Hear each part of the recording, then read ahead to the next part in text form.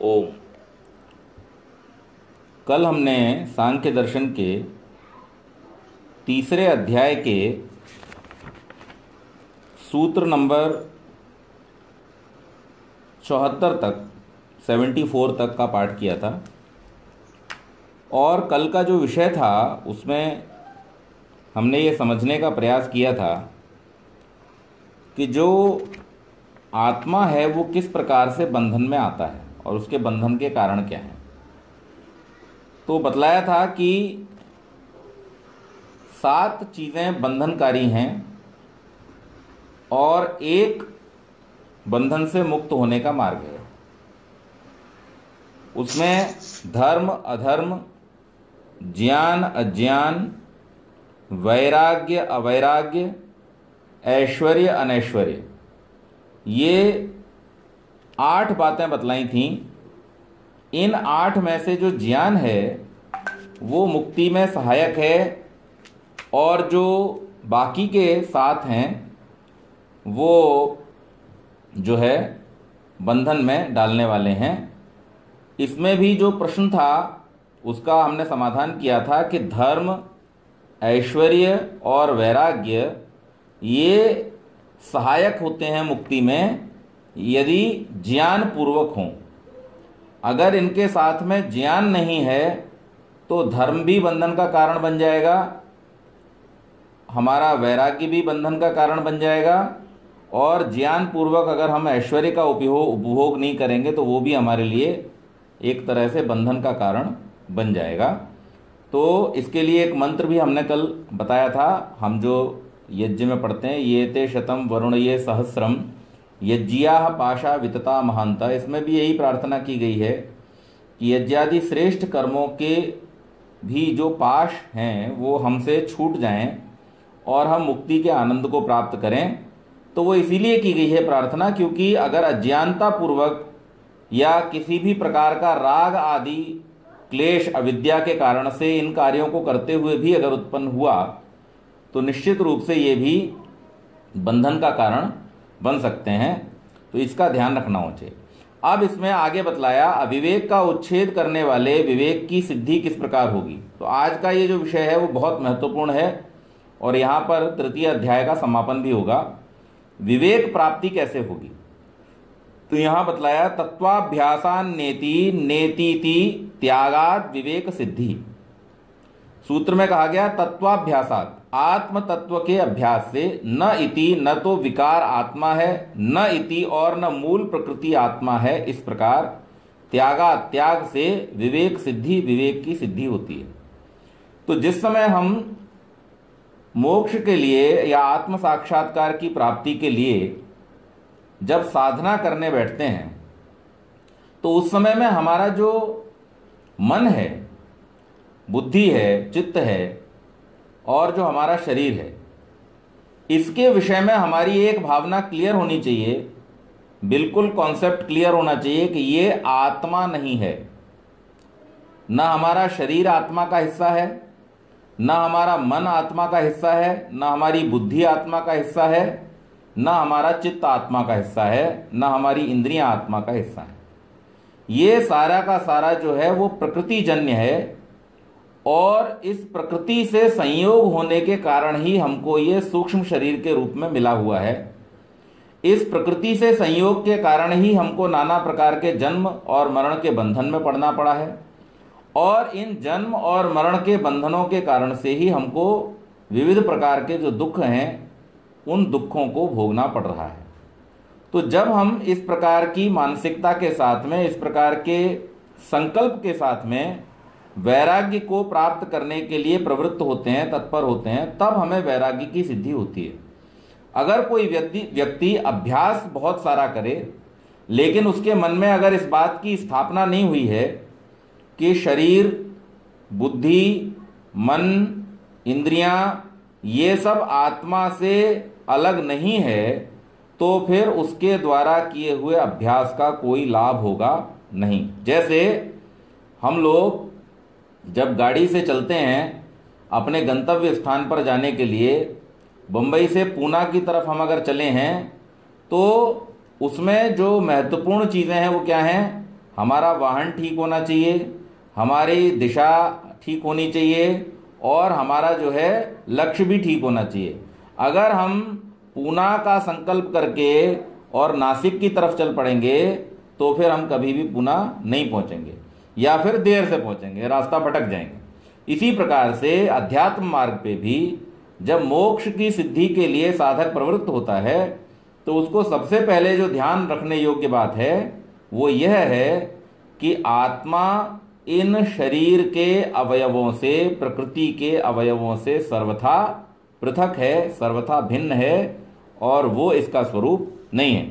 तो ये समझ करके जब किया जाता है तो निश्चित रूप से वो हमको सफलता देने वाला होता है। और यहाँ पर जो 2 बार नेति नेति शब्द का प्रयोग किया गया वो इसीलिए किया गया, न तो इति मतलब ये प्रकृति आत्मा है और ना ही ये शरीर आत्मा है, बल्कि जो आत्मा है वो अपने आप में एक अलग सत्ता है, चेतन सत्ता है, जो कि अविवेक के कारण से इन बंधनों में पड़ी है और उसको विवेक ख्याति के कराने के द्वारा हम मुक्त करा सकते हैं। ऐसे संकल्प के साथ में ये साधना करनी चाहिए।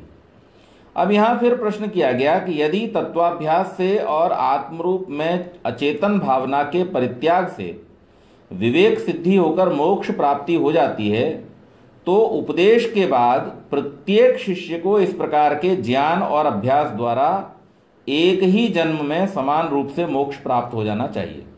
अब जो कल परसों एक प्रश्न भी किया था, शायद नलिन जी ने या देवेंद्र जी ने, वो प्रश्न यहाँ पर उपस्थित हुआ है और ये पूछा जा रहा है कि भाई अगर केवल मात्र इस ज्ञान से ही ऐसा हो जाता है तो फिर जितने लोगों ने इस ज्ञान के विषय में सुना है उन सबको मुक्ति प्राप्त हो जानी चाहिए।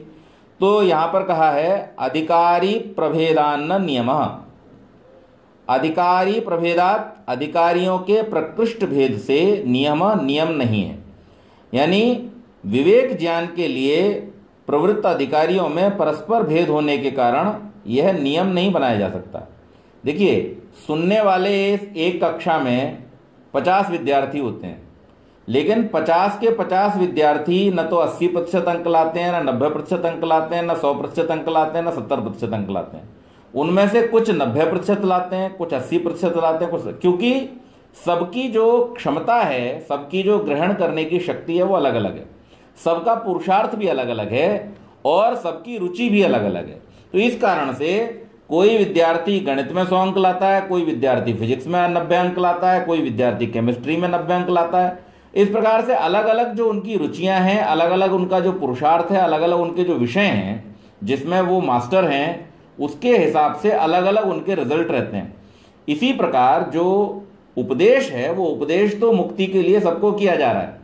ऋषियों ने हजारों वर्ष पहले ये उपदेश करके रखा हुआ है, लेकिन उसमें प्रवृत्ति की भिन्नता के कारण से, उसमें पुरुषार्थ की भिन्नता के कारण से सबकी मुक्ति एक साथ हो जाए ऐसा होता नहीं है। जो जो जैसे जैसे उसके प्रयास करता जाता है, जैसे जैसे जिसको आत्मख्याति प्राप्त होती जाती है और विवेक ज्ञान जिसको उत्पन्न होता जाता है, वैसे वैसे उसका जो मोक्ष है वो होता जाता है। इसलिए कोई ऐसा स्टैंडर्ड एक नियम नहीं बनाया जा सकता इसके लिए कि भाई इतने टाइम बाद, इतना अभ्यास करने के बाद में मुक्ति हो ही जानी चाहिए, ऐसा होना संभव नहीं है। विवेक ज्ञान हो जाने पर तत्काल शरीरपात नहीं हो जाता। अब ये भी प्रश्न किया था कि विवेक ज्ञान हो जाने पर भी अगर कुछ कर्म बचे हैं तो उनका भोग करना पड़ता है क्या? तो यहाँ पर उस प्रश्न का उत्तर दिया है, विवेक ज्ञान हो जाने पर तत्काल शरीरपात नहीं हो जाता, बल्कि प्रारब्ध कर्म जब तक रहते हैं भोग की स्थिति बनी रहती है। अध्याय की जो इसमें जो हमारा भोग, जो प्रारब्ध कर्म बचा है, उस प्रारब्ध की भोग की स्थिति जब तक बनी रहेगी तब तक जीवन बना रहेगा। तो यहाँ पर इसको सूत्रकार ने बतलाया है, बाधितानुवृत्तया मध्य विवेकतयो तोप्युपभोग, बाधितानुवृत्त्या मध्य विवेकतोप्युपभोग। मध्य विवेकतः विवेक अवस्था में अपि भी बाधितानुवृत्त्या कर्मों की अनुवृत्ति से उपभोग बना रहता है। तो जो व्यक्ति साधना के मार्ग पर चल रहा है उसके जो संचित कर्म है, अब मैंने आपको 3 प्रकार के कर्मों के विषय में बतलाया था, संचित, प्रारब्ध और क्रियमाण। संचित वो कर्म हैं जो जन्म जन्मांतर से करते हुए आ रहे हैं लेकिन अभी फलीभूत नहीं हुए, वो संचित हैं। जो फलीभूत हो गए, जिनके परिणाम स्वरूप हमको मनुष्य का शरीर मिल गया, मैंने कल आपको बतलाया था कि ये प्रीपेड है, तो पिछले कुछ कर्मों के फलीभूत हो जाने पर हमको मनुष्य का शरीर मिला है, तो ये फलीभूत हो चुके। अब मनुष्य शरीर में आने के बाद में मनुष्य शरीर से जुड़े हुए जो भोग हैं, वो भोग भी उस समय धीरे धीरे प्रारब्ध के रूप में फलीभूत हो रहे हैं, तो ये प्रारब्ध कर्म हो गए। और तीसरे हैं क्रियमाण। तो जो साधक है, जो मोक्ष की प्राप्ति के लिए समाधि आदि अवस्थाओं का अभ्यास कर रहा है, उसके क्रियमाण कर्म तो वो रोक ही देता है, लेकिन बचे कौन से? जो प्रारब्ध हैं। अगर मान लीजिए प्रारब्ध कर्मों के पूरी तरह से क्षय होने से पूर्व उसको मोक्ष की सिद्धि हो गई, विवेक ज्ञान हो गया, तब स्थिति क्या बनेगी, ये प्रश्न था। तो यहां पर यह बतलाया है कि विवेक हो जाने की अवस्था में भी बाधित की अनुवृत्ति चलते रहने से उपभोग बना रहता है। विवेक से जिस स्थिति की बाधा निवृत्ति की जाती है वह बाधित कहलाती है।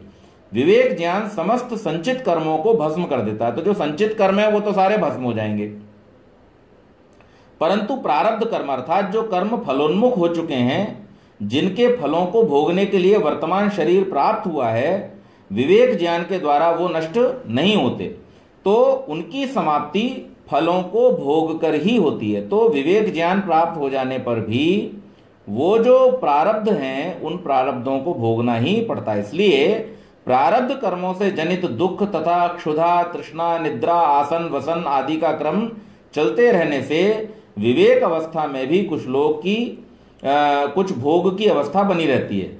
वस्तुतः यह भोग और मोक्ष का संधि काल समझना चाहिए। तो यह मतलब एक ट्रांजिशन पीरियड है कि अब यह व्यक्ति विवेक ज्ञान प्राप्त कर चुका है, लेकिन कुछ कर्म इसके शेष बचे हैं, उसके कारण से रोग आदि इसके शरीर में जो आ रहे हैं या भूख प्यास आदि जो लग रही है, ये उन कर्मों के कारण से। तो ऋषि दयानंद के संबंध में जो प्रश्न किया था नलिन जी ने और शायद देवेंद्र जी ने कि उनकी क्या स्थिति, तो यहां पर इससे हमें यह समझना चाहिए कि जिसको विवेक ज्ञान हो गया है उसके भी अगर कुछ प्रारब्ध बचे हैं तो उन्हें भोगने के बाद ही ये शरीर छूटेगा। उसको मोक्ष प्राप्त हो गया, लेकिन चूंकि कुछ प्रारब्ध कर्म जो शुरू हो गए थे इस शरीर के कारण से, वो अभी बचे हुए हैं, और उनके बचे रहने के कारण से उनको भोग करके ही शरीर से निवृत्ति होगी। तो ऋषि दयानंद के विषय में हम जो सोचते हैं कि उनका जो अंतिम समय था उसमें उन्होंने काफी कष्ट उठाए, उनको जो विष दे दिया गया था उससे शरीर में जो उनको पीड़ा आदि हुई, तो उसको इस रूप में भी समझाया जा सकता है कि वो प्रारब्ध कुछ उनका शेष था जिसे भोग करके वो और इस शरीर से निवृत्ति प्राप्त कर लिए। बाकी विवेक ज्ञान की स्थिति तो उनकी पता चलती है। अब यहां पर फिर आगे कहा गया, भोग और मोक्ष की संधि काल की अवस्था में उस आत्मज्ञानी को जीवन मुक्त कहा जाता है। भले वो इस समय भोग रहा है, भले वो इस समय जीवित है, लेकिन विवेक ज्ञान की स्थिति प्राप्त हो जाने के कारण से उसको क्या कहा जाएगा, उसकी उपमा क्या हो जाएगी, जीवन मुक्त। तो जीवन मुक्तश्च, अतएव जीवनोन्मुक्त, जीवन से जो मुक्त है वह व्यक्ति, क्योंकि ऐसा व्यक्ति जीवित रहता हुआ भी मुक्त होता है, इसलिए उसको जीवन मुक्त संज्ञा दी गई। देह बने रहने से भी अभी जीवित है और विवेक ज्ञान होने के कारण से मुक्त है। तो ये एक ऐसी अवस्था है जो, जैसे मान लीजिए कोई व्यक्ति अपने यात्रा में एक थोड़ी देर के लिए एक शहर से दूसरे शहर जब जाता है तो बीच का कुछ हिस्सा उसके पास स्टेशन पे भी होता है कि इस स्टेशन से हमने ट्रेन चेंज करनी है।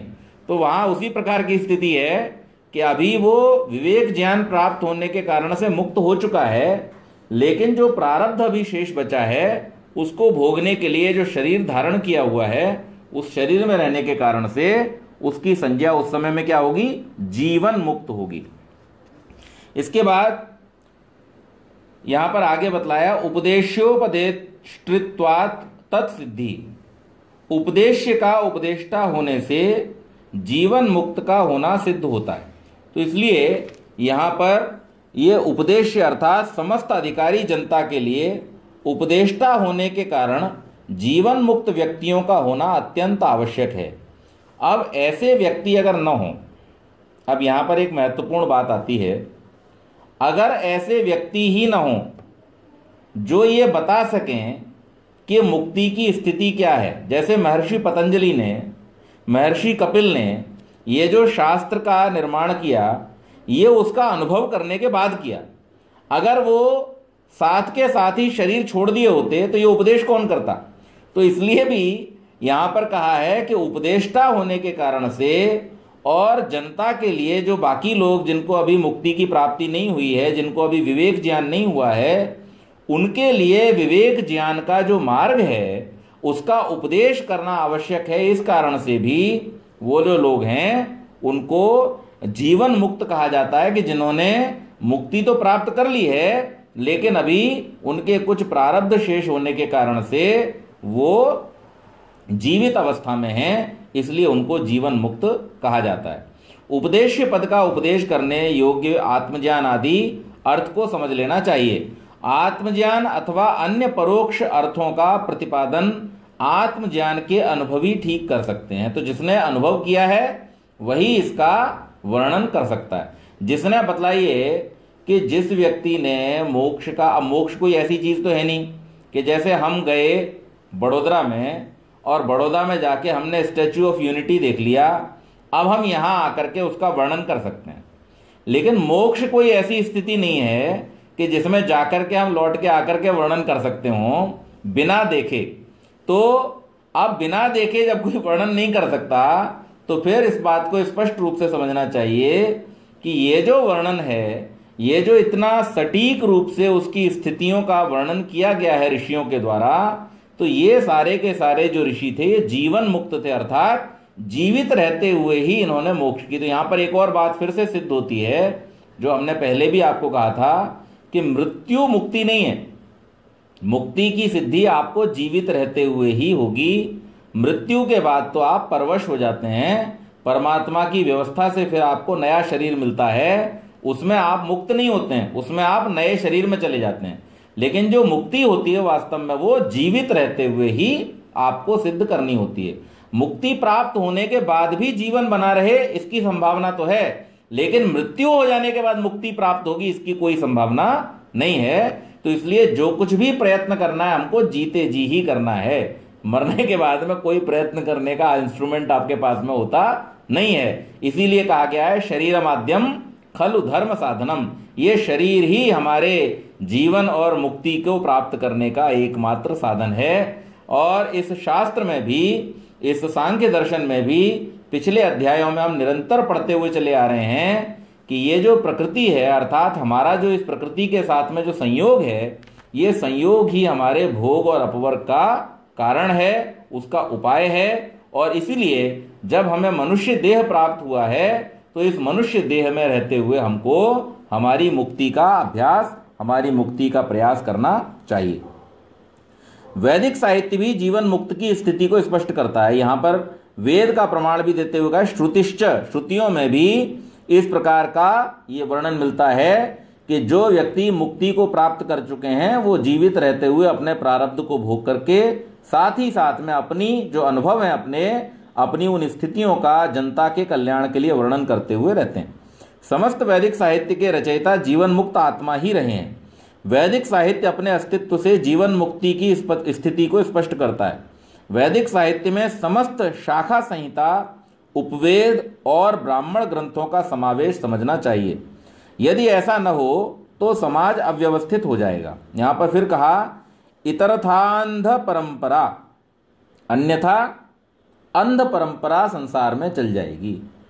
यदि सिद्ध पुरुष न हो और वो सिद्ध पुरुष मुक्त आत्मा इस मुक्ति के स्वरूप का, आत्मा के स्वरूप का, प्रकृति से इसकी भिन्नता का, इसकी अनश्वरता का, इसकी नित्यता का, प्रकृति और प्रकृति से बने जो सृष्टि के विभिन्न पदार्थ हैं उनके दुख का कारण होने का और समस्त सृष्टि के नाशवान होने का अगर यथायथ वर्णन ये सारे आत्मवेत्ता लोग न करें तो फिर नाना प्रकार की अंध परंपराएं जैसी इस संसार में चल रही हैं अंधविश्वासों के रूप में वो चल पड़ेंगी।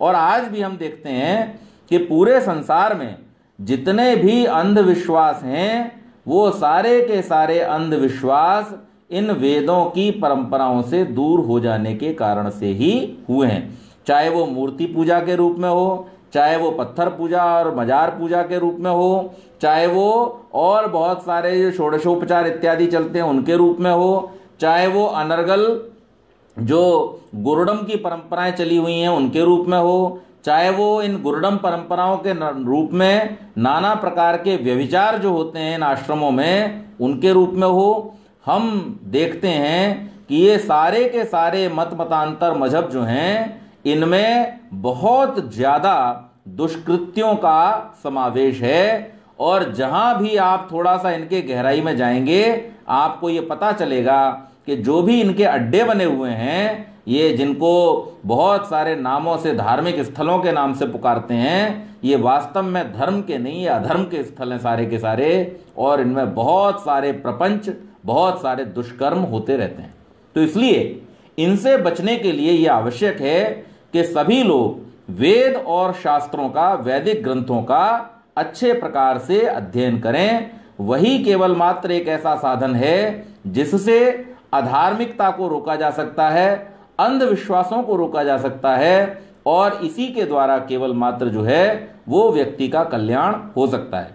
तो महान ऋषियों ने, तत्ववेत्ता ऋषियों ने हम लोगों के ऊपर बड़ा उपकार किया है कि उन्होंने जीव के, प्रकृति के और ईश्वर के स्वरूप को हमारे सामने ठीक ठीक रूप में यहाँ पर उपस्थित किया है। आवश्यकता इस बात की है कि हम इन सदग्रंथों का अध्ययन करके उनको जानने का प्रयत्न करें, इसके बिना अंध परंपरा चलती रहेगी। फिर आगे कहा, यह आशंका की कि विवेक ज्ञान हो जाने पर समस्त कर्मों का क्षय हो जाता है।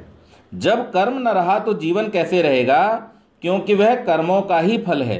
तब जीवन मुक्त का अस्तित्व निराधार होगा। तो यहाँ पर उसका समाधान करते हैं कि चक्र भ्रमणवद धृत शरीरः, चाक के घूमने के समान शरीर को धारण किए रहता है। जैसे चाक घूम रही होती है, गेहूं को पीसने वाली चाक, अनाज को पीसने वाली, और उसमें आप प्रयास करते हैं, उसको घुमाते हैं। या कुम्हार की जो चाक है उसको भी कुम्हार घुमाता है, लेकिन घुमाने के बाद में जब वो छोड़ देता है तब भी वो काफी देर तक घूमती रहती है। क्यों? क्योंकि उसमें जो संवेग उत्पन्न हो गया है उस संवेग के कारण से वो थोड़ा और समय तक घूमती रहती है। इसी प्रकार से जो प्रारब्ध शेष हैं उन प्रारब्धों को भोगने के लिए विवेक ज्ञान हो जाने पर भी उस संवेग के समान जीवन की परंपरा चलती रहती है। तुरंत शरीर का भी नाश हो जाएगा ऐसा होना नहीं होता है। तो जैसे कुम्हार चाक में डंडा डालकर उसे वेग से घुमाकर छोड़ देता है फिर भी चाक घूमता रहता है, ऐसे ही प्रारब्ध कर्मों से चालित यह देह चलता रहता है। फिर आगे कहा, वेग नामक संस्कार के कारण चाक घूमता रह सकता है, पर विवेक ज्ञान से तो समस्त कर्मों का उच्छेद हो जाता है। फिर देह धारण कैसे संभव होगा? तो यहां पर समाधान किया, संस्कार लेश ततस तत्सिद्धि, संस्कार लेश से तत्सिद्धि देह धारण की सिद्धि है। यहां विवेक ज्ञान हो जाने पर समस्त संचित कर्मों का उच्छेद हो जाता है, परंतु प्रारब्ध कर्म बने रहते हैं, प्रारब्ध कर्मों का उच्छेद नहीं होता है। और इसलिए जो प्रारब्ध कर्म हैं उनका जो संस्कारों का लेश मात्र रह जाता है उसके कारण से देह की अवस्था बनी रहती है और तुरंत देह छूट जाए ऐसा होता नहीं है। फिर आगे कहा कि विवेकान्निशेष दुख निवृत्तौ कृतकृत्यता नेतरान नेतरात, विवेकात विवेक से, निशेष दुख निवृत्तौ समस्त दुखों की निवृत्ति हो जाने पर कृतकृत्यता पूर्ण सफलता अर्थात मुक्ति प्राप्त होती है, इतरात अन्य किसी उपाय से न नहीं। तो यहां पर इसका समाधान कर दिया कि विवेक ज्ञान से अशेष दुखों की निवृत्ति हो जाने पर कृतकृत्यता अर्थात मोक्ष की अवस्था प्राप्त हो जाती है। विवेक ज्ञान के अतिरिक्त और कोई भी इस प्रकार का साधन नहीं है जिसके द्वारा मोक्ष की सिद्धि हो सके। तो केवल मात्र यही एक उपाय है जिसके द्वारा जो साधक है उसको मोक्ष की सिद्धि हो सकती है। और जब मोक्ष की सिद्धि हो जाती है तब फिर वो अपने प्रारब्ध जो शेष संस्कार और कर्म हैं उनको भोग करके और इस सूक्ष्म शरीर से भी पृथक हो जाता है। जिस बंधन की अवस्था में जिस स्थूल शरीर से व्यक्ति अलग होता है, उस स्थूल शरीर के साथ साथ जो सूक्ष्म शरीर है उससे भी निवृत्ति इस मुक्ति की अवस्था में हो जाती है। तो इस प्रकार से ये तीसरे अध्याय का अंतिम सूत्र हमने यहाँ पर पढ़ा और अब हम थोड़ा सा इसको समराइज करेंगे कि इस तीसरे अध्याय में हमने क्या क्या जाना। तो सबसे पहले यहाँ पर यह बतलाया गया था कि स्थूल भूतों से शरीर की उत्पत्ति और स्थूल भूतों की और शरीर की उत्पत्ति। स्थूल भूतों की उत्पत्ति किस प्रकार हुई है ये हमने आरंभ में पढ़ा था इस अध्याय में, और फिर स्थूल भूतों से शरीर की उत्पत्ति किस प्रकार से हुई है ये भी बतलाया था। तो यहाँ आरंभ में लिखा था कि अविशेष अर्थात तन मात्रा से विशेष अर्थात स्थूल भूतों का निर्माण होता है। ये पहला सूत्र था कि अविशेष अर्थात पंच तन्मात्राओं से विशेष अर्थात स्थूल भूतों का निर्माण होता है। सूक्ष्म भूतों को तन्मात्रा या विशेष इसलिए कहा गया था क्योंकि वह तत् मतलब उतने ही रूप में अवस्थित रहता है, उससे अधिक उसका कुछ भी होता नहीं है। उदाहरण दिया था कि सोना, लोहा, पीतल या तांबा आदि के छोटे से टुकड़े या अंश में सोना, लोहा, तांबा, पीतल आदि कुछ भी पृथक करने वाली पहचान न रहे, मात्र केवल वह उतना सा ही रहे, इसी को अविशेष कहते हैं। तो यानी हम किसी पदार्थ के इतने टुकड़े करते चले जाएं, इतना छोटा करते चले जाएं कि जब वो पदार्थ विशेष न रह करके परमाणु विशेष हो जाए, तो ऐसी अवस्था का नाम क्या है? अविशेष अवस्था है, क्योंकि वो लगभग सभी की समान है। तो जब सतोगुण, रजोगुण, तमोगुण वाली स्थिति में सूक्ष्म अवस्था में जब पहुंच गया तो उस अवस्था को वहां पर अविशेष कहा गया है। इतनी सूक्ष्म अवस्था में वहां पर जो पहुंच जाता है, अहंकार से बनने वाला ये पंच तन्मात्रा जो तमोगुण विशेष अहंकार से बनता है, तो उसका इस स्वरूप में यहां पर वर्णन किया गया था। और पंच स्थूल भूतों के विशेष कार्यों के आधार पर इनकी संख्या 5 तथा शब्द, स्पर्श, रूप, रस, गंध आदि उनके नामों का उल्लेख किया गया। पृथ्वी के अणु के रूप में जो तन्मात्रा कार्योन्मुख होकर परिणत हो जाती है, व्यवहार के लिए उसे गंध तन्मात्रा कहा गया। इसी प्रकार रूपादि रसों के जो नाम थे वो सब यहां पर बतलाए गए थे। जन्म और मृत्यु के समय सूक्ष्म शरीर जीवात्मा के साथ रहता है और इसी से वह भिन्न भिन्न स्थूल शरीरों को प्राप्त करता रहता है जब तक कि विवेक ज्ञान न हो जाए।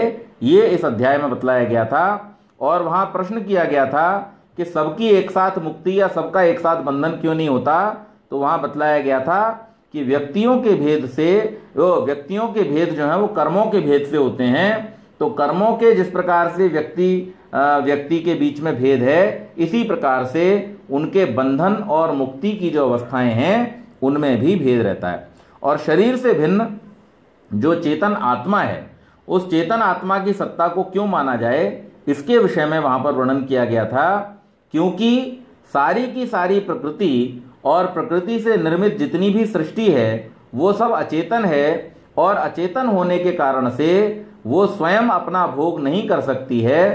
तो भोक्ता के रूप में चेतन जीवात्मा का ग्रहण यहाँ पर ये सिद्ध किया गया था। और जीवात्मा की मुक्ति के जो उपाय थे, उन उपायों के विषय में भी यहाँ बतलाया गया था। और ये स्पष्ट किया गया था कि ज्ञान के द्वारा ही मुक्ति संभव होती है। जब जीवात्मा को ये ज्ञान हो जाता है कि उसका अस्तित्व और प्रकृति का अस्तित्व अलग अलग है, और प्रकृति के साथ उसका जो संयोग है वही उसके दुखों का कारण है, तो इसकी वजह से उसको नाना प्रकार के जो दुख प्राप्त हो रहे हैं उनसे बचने के लिए वो विवेक ज्ञान की स्थिति तक पहुंचने के लिए प्रयत्नशील होता है, और उसमें वैराग्य की भावना उत्पन्न होती है। इस प्रकार से वो मुक्त होने के लिए प्रयत्नशील होता हुआ इस परम पुरुषार्थ की स्थिति को प्राप्त करता है, ये बतलाया गया था। और उसके बाद में जो अविवेक किस कारण से है और विवेक किस प्रकार से उत्पन्न होता है, उसके विषय में आज हमने यहाँ पर ये चर्चा की थी।